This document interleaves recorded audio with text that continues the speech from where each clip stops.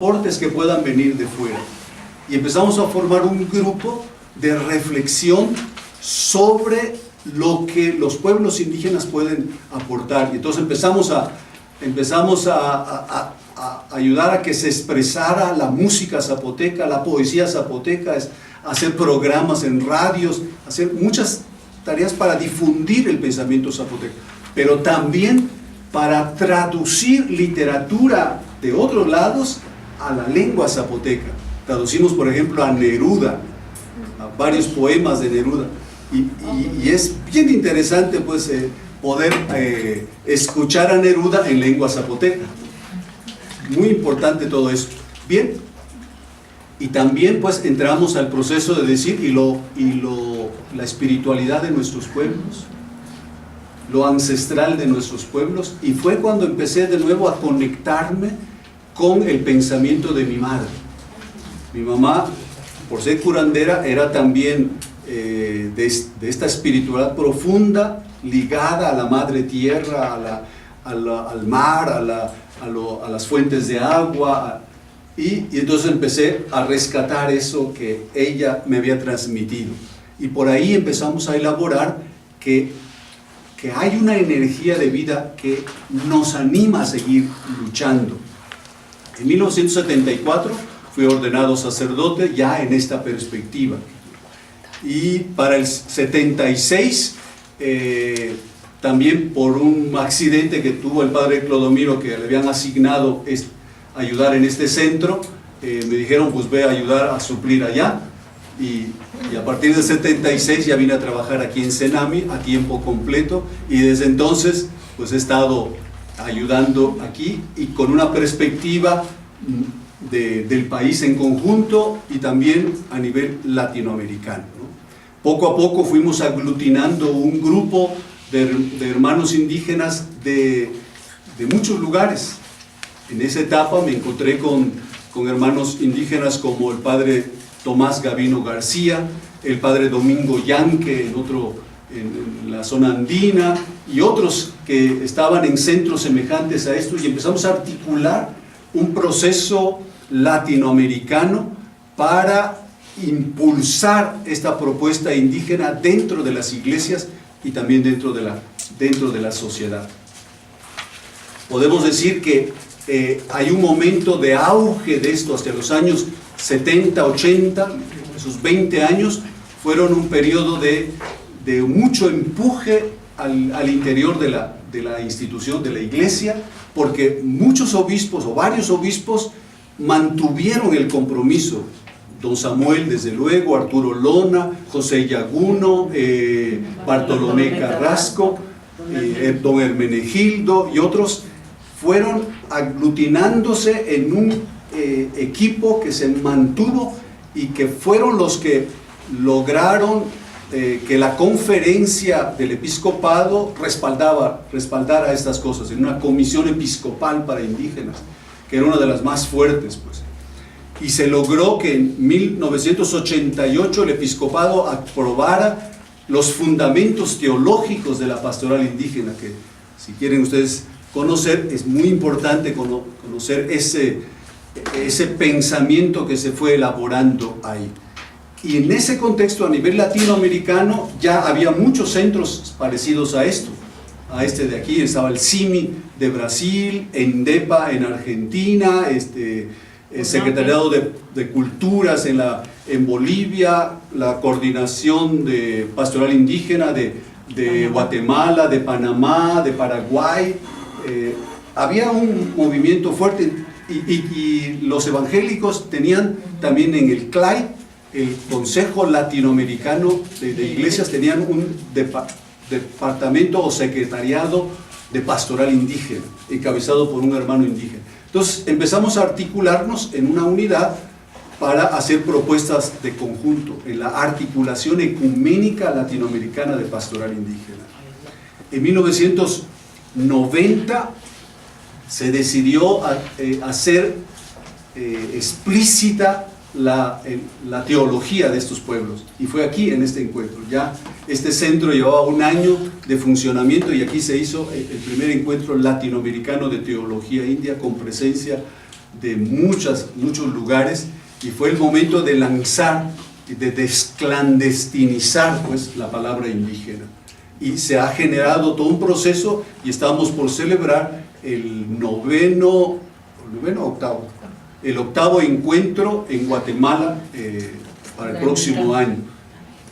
Pero en 1990 esta presencia indígena empezó a ser causa de muchas tensiones al interior de nuestras iglesias. Recuerden que la línea conservadora pues fue muy respaldada durante la época del Papa Juan Pablo II. Lo indígena se salvó un poco porque el Papa fluctuaba pues entre posiciones muy abiertas en esta línea de lo indígena, hizo muchos discursos a favor de los indígenas, pero quería controlar a los obispos más comprometidos. Y en los años 90 fue un proceso de mucho control sobre los obispos más comprometidos. A todos les pusieron coadjutores, a don Samuel, a don Bartolomé, y a alguno pues murió y le pusieron a otro y a don Arturo le pusieron. Entonces es un momento de querer apagar eso. Entraron otros obispos con una línea más conservadora, quisieron cerrar este centro, es decir, quitarlo pues a manos de esos obispos revolucionarios según ellos, y ponerlo bajo control. Dijimos, no, este centro nació como asociación civil, y así nació efectivamente, entonces no pueden pues intervenir porque estos bienes no son de la iglesia, son del proyecto que avala Miserio, que avalan las organizaciones que ayudaron para adquirir estos recursos. Bueno, pues acudieron a Roma, acudieron a Miserio para decir que esto no debía ser de Sedami, sino del episcopado, pero no se logró, ¿no?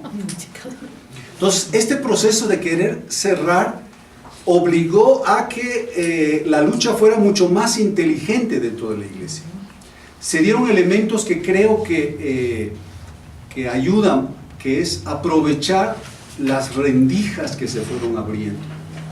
Los pueblos indígenas no somos de posiciones radicales sino de negociación de pequeños pasos que se pueden ir dando. Es decir, somos de rendijas, somos como las hormigas pues que se meten en un pequeño agujero donde cabe. No somos pues necesitan grandes puertas, por ahí nos hemos metido.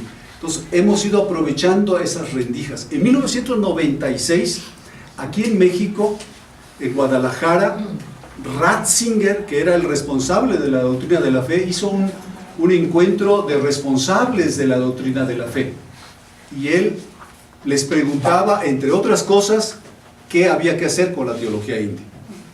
Y toda la posición de los responsables de la doctrina de la fe en América Latina, conservadores todos, decían, hay que acabar con eso, ¿no? Antes de que crezca, hay que acabar con eso. Pero Ratzinger, como buen intelectual, dijo, no podemos actuar así si no escuchamos la voz de al menos un obispo que defiéndala. Y entonces dijeron, pues Samuel Ruiz. No, Samuel Ruiz está muy quemado, ¿no? Ninguno de los de aquí. Entonces llamaron a uno de Guatemala, el presidente de la conferencia de Guatemala, Gerardo Flores, y Gerardo Flores muy hábilmente aprendió el modo en que don Samuel manejaba las cosas, que es recoger la voz de varios obispos, de varios centros, y rápidamente armó una propuesta y comenzó diciendo, con gran temor y temblor me presento aquí ante esta instancia porque sé lo que implica. Pero quiero hablar no de libros, no de lo que yo he leído, quiero hablar de mis 50 años de acompañar a pueblos indígenas. Y por así empezó a desgranar diciendo, yo conozco a los pueblos indígenas y sé lo que han sufrido dentro de la iglesia por la actitud intolerante que tenemos. Y y estos pueblos no están en contra de la iglesia, son pueblos que aman a Cristo, aman la Biblia, aman los sacramentos de la iglesia, no están en contra de la manera en que los hemos tratado. Entonces, si nosotros decidimos condenar la teología india, ahora va a ser, perdemos a los pueblos indígenas. Estos pueblos no hablan mucho de Dios, pero hablan mucho con Dios. Exactamente lo que decíamos aquí hace rato. Nosotros no somos de muchas elucubraciones y palabras, somos gente de pocas palabras, pero con esas palabras queremos expresar todo lo que somos. Entonces, Ratzinger cerró el diálogo diciendo que bueno, saquemos el tema de la teología india de ese esquema y comprometámonos a acompañar para que los puntos neurálgicos, los puntos difíciles que hay, puedan ser aclarados. Y obligó al CELAM a que asumiera esa tarea. Y entonces, a partir del 97, el CELAM tuvo que iniciar un proceso de diálogo oficial dentro de la iglesia, cosa que ninguna otra teología ha tenido, pues, donde los representantes de Roma, los representantes del CELAM, los obispos que defienden la teología india, los obispos que están en contra, los representantes de la teología india, nos sentamos a reflexionar y hemos podido mantener ese diálogo hasta el momento actual. Tina y yo somos parte de ese equipo asesores del CELAM sobre este asunto, y entonces no tan fácilmente nos pueden echar así, pues, porque eso viene de la presidencia del CELAM, respaldado en lo que Ratzinger les dijo y que después pues ya era el Papa, ¿no? Entonces creo que vamos avanzando en esta línea. Desde 1990 ha habido un conjunto de procesos que han ido impulsando el conocimiento de la interioridad indígena y la propuesta de eso dentro de nuestras iglesias. De lo más antiguo es la teología india mayense, tanto del lado de México como del lado de Guatemala, que tienen un proceso largo de 25 años. Pero está también la pastoral y teología andina, que acaban de celebrar sus 25 años allá en Chucuito, allá en Perú, con presencia de toda esa zona.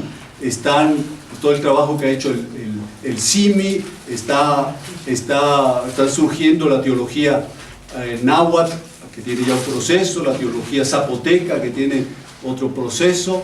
En fin, hay un movimiento grande a nivel latinoamericano, como ninguna otra teología tiene, que implica no solo a intelectuales indígenas, sino a bases indígenas.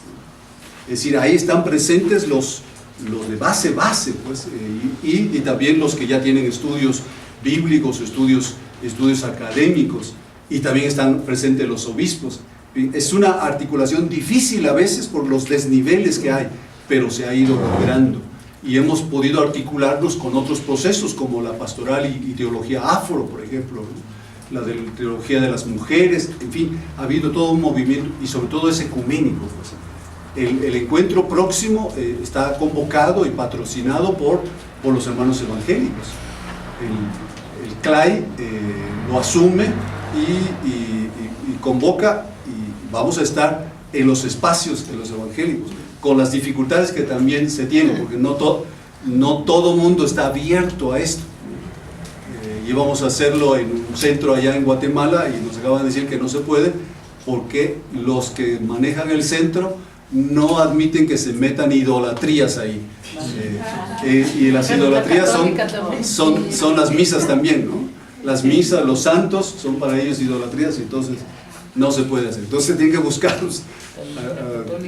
otros espacios, pero bueno, los evangélicos de allá lo están buscando y ellos dicen, vamos a hacer el evento. No siempre hemos tenido el apoyo de instituciones. Tuvimos un tiempo el apoyo de Solidaridad de Holanda, pero cambiadas las circunstancias de allá, la relación con los obispos, eso se vino abajo y dijimos, aún sin respaldo, tenemos que seguir adelante. Actualmente estamos impulsando este gran desafío de las nuevas generaciones, porque no puede quedar esta teología en manos solamente de los mayores, tienen que involucrarse las nuevas generaciones. Y en Guatemala hay un proceso de acompañamiento a jóvenes mayas con formación universitaria para ser líderes de sus comunidades. Nosotros aquí en México estamos impulsando un proyecto semejante también para este aspecto. Y yo creo que ahora estamos en condiciones favorables, porque la presencia del Papa Francisco, que se ha ido abriendo a los grandes temas de la teología latinoamericana, primero con la centralidad de los pobres, y luego ahora con el cuidado de la madre tierra, que es un tema pues de los pueblos indígenas, ancestral de los pueblos indígenas. Decimos, bueno, aunque Aparecida no logró incorporar oficialmente que la teología india es parte de la teología de la Iglesia, porque ahí hubo un pleito interno y no ganamos, pues, por 5 votos no ganamos. Entonces, pero quiere decir que estamos en un momento en el que hay un sector de la Iglesia que lucha por eso. Y en las iglesias evangélicas se ganó en la última asamblea que el Consejo Mundial de Iglesias impulsara esto dentro de sus grandes programas. Entonces, creo que estamos en un momento nuevo que tenemos que aprovechar al máximo. Que si no aprovechamos, pues entonces dejaremos que el agua de la historia se mueva como la piscina de Bethesda y no nos metemos a esa agua y no saldremos curados. Bien, pues ese es el testimonio que les puedo dar. Gracias.